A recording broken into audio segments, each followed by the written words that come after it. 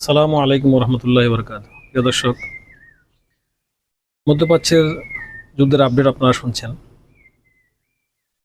Washington post পত্রিকার বরাত দিয়ে আমরা জানতে পেরেছি যে ইরানের সাথে ইসরায়েলের যুদ্ধের সক্ষমতা আছে আর মাত্র 12 দিন। 12 দিন পরেই ইসরায়েলের মিসাইল পুড়িয়ে যাবে বলে এমন একটা গুরুত্বপূর্ণ তথ্য দিয়েছে ওয়াশিংটন পোস্ট। আপনারা জানেন যে ওয়াশিংটন পোস্ট একটা আমেরিকার অন্তত নাম্বার 1 একটা পত্রিকা। তারা যে কোনো তথ্য দেওয়ার আগে অবশ্যই সেটার নির্ভুলতা যাচাই করে তারা দেয়।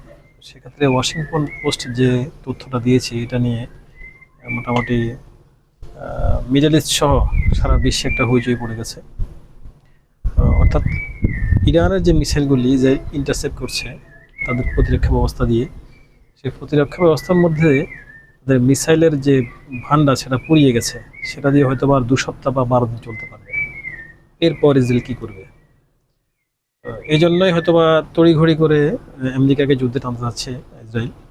আর প্রেসিডেন্ট ট্রাম্পও অলরেডি ঘোষণা দিয়ে দিয়েছেন যে তারা হয়তোবা সরাসরি ইরানের সাথে যুদ্ধে নামবেন এবং ডিগ্রি তিনি স্বাক্ষর করেছেন আমার আগের বিরুদ্ধে আপনারা দেখেছেন। মূল বিষয় হলো, আসলে বেশি ব্যাখ্যা গিয়ে আমাদের এই সংবাদ ব্রিফিংসটা আপনাদের জন্য অনেক লম্বা না করে খুব সংক্ষিপ্ত আকারে আপডেটটা আপনাদেরকে আমি দিয়ে দিচ্ছি। প্রেসিডেন্ট ট্রাম্প তাদের ডিয়াগো গার্সিয়া যে দ্বীপ ভারত মহাসাগরের মধ্যে অবস্থিত, সে দ্বীপে থেকে বোমার বিমান B-2 বোমার বিমানকে তারা নিয়ে রেডি করার জন্য নির্দেশ দিয়েছেন এবং B-2 বোমার বিমানকে ওখানকার আশপাশের এলাকায় উঠতে দেখা গেছে, অর্থাৎ মুভমেন্ট করছে। হয়তো বা এটা ট্রায়াল মুভমেন্ট কিনা আমরা জানি না। এর মধ্যে একটা বিষয় হলো যে ইরান এবং দুপক্ষ কিন্তু তাদের অনেক ফাঁক ফোকর তারা বুঝে ফেলেছে যে ইসরায়েল কীভাবে আক্রমণ করতে হবে, মিসাইল কীভাবে পাঠাতে হবে, সেটাও ইরানের তার কৌশল ইরান বুঝে গেছে। ইসরায়েল ইরানকে বিমান দিয়ে আক্রমণ করার কৌশলটা রপ্ত করে ফেলেছে। এক্ষেত্রে এই যুদ্ধটা হয়তোবা আরও একটু দীর্ঘায়িত হওয়ার আশঙ্কা আছে বলে আমরা মনে করছি। কারণ দুপক্ষের দুর্বলতায় তারা হস্তক্ষেপ করেছে। এখন দেখা যাক যে আসলে আমেরিকার ভূমিকাটা কী। এখানে আমেরিকা যদি সরাসরি যুদ্ধে না জড়ায় তাহলে ইসরায়েলের অবস্থা তেমন সুবিধাজনক হবে না, এটা সবাই বুঝতে পারছেন দর্শকবৃন্দ। আর পাশাপাশি আরেকটা কথা হলো, আজকে ডোনাল্ড ট্রাম্প আমাদের পাকিস্তানের সেনাপ্রধান ফিল্ড মার্শাল আসিফুরের সাথে তিনি দুপুরে লাঞ্চ করবেন, এরকম একটা কথা আমরা শুনেছি তুর্কিপিডিয়া সহ বিভিন্ন নিউজ মাধ্যমে। এটা আসলে একটা ট্রাম্পের কৌশল। ট্রাম্প যদি পাকিস্তানকে তাদের আয়ত্তে নিতে পারে তাহলে ইরানকে ধরাশায়ী করে একদম সোজা। তো যে ভুলটা পাকিস্তান পারজম স্বরূপ এর আগে করেছিল, যে আমেরিকার কথায় তারা আফগানিস্তানকে ধরার জন্য সুযোগ করে দিয়েছিল, সেটা যদি আবার আসিফ মনির ইরানের জন্য এখন করে, সেটা মুসলিম জাতির জন্য হবে একটা সবচেয়ে ন্যাক্কারজনক ঘটনা। বিশ্লেষকরা এটাই মন্তব্য করছেন।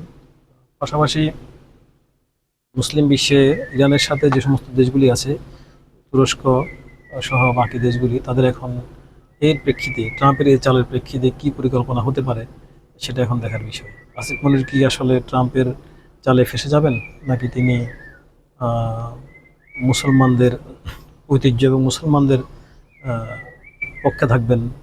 আসলে একটা কথা আছে যে রাখে আল্লাহ মারেকে। তো সূরা ফাতিহার মধ্যে আছে ইয়াকা না'বুদু ওয়া ইয়াকা নাস্তাঈন, আমরা আপনারই ইবাদত করি এবং আপনার কাছে সাহায্য চাই। তিনি যদি আয়াতটা যদি বোঝেন বা আয়াতের মর্ম কথা যদি তার কাছে যদি থেকে থাকে, কিন্তু আগে কোরআনে হাফেজ আমরা শুনেছি। আসিফ মনির শুধু ফিল্ড মার্শাল না, তিনি কোরআনেও হাফেজ। তো তিনি আসলে যদি আল্লাহর কোরআনকে সম্মান দিয়ে থাকেন, হয়তোবা তিনি মার্কিন প্রেসিডেন্ট ট্রাম্পের এই ধরনের বৈঠকের যে সিদ্ধান্ত আমরা বিশ্লেষকরা মনে করছেন, সেদিকে হয়তো তিনি পা বাড়াবেন না। পাশাপাশি চীন এবং রাশিয়ার দিকে মুসলিম বিশ্ব তাকিয়ে আছে, তাদের আসলে মুভমেন্টটা কোন দিকে এখনও সেটা স্পষ্টভাবে প্রকাশ্য নয়, যদিও তারা বিভিন্ন ব্রিফিংসে এবং গোপনে বিভিন্ন সহযোগিতার আশ্বাস বা তারা সাপোর্ট দিচ্ছে ইরানকে। শেষ পর্যন্ত আসলে কত ইরানের পক্ষে কে থাকে সেটা হলো দেখার বিষয়।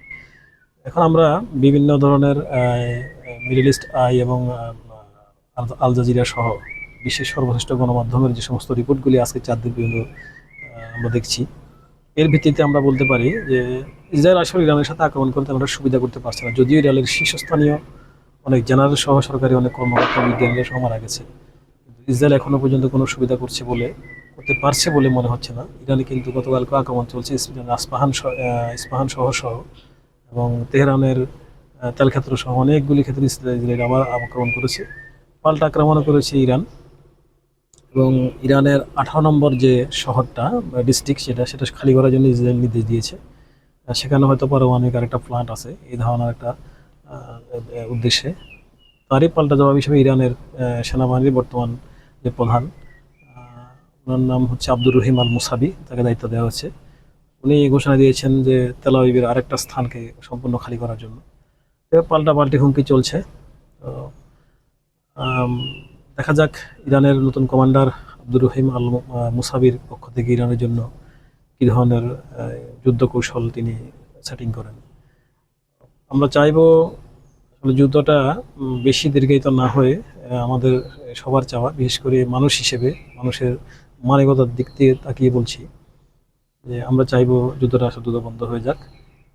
সবাই অন্তত এই যুদ্ধের দিকে না গিয়ে আমরা অন্যভাবে সমস্যা সারানোর একটা চিন্তা করতে পারি। তবে এক্ষেত্রে অনেকেরই মন্তব্য, আমার দর্শকরা অনেক মন্তব্য করেছে যে নেতানিয়াহু যুদ্ধ চালিয়ে যেতে চায়, তাকে নিবৃত্ত করবে কে?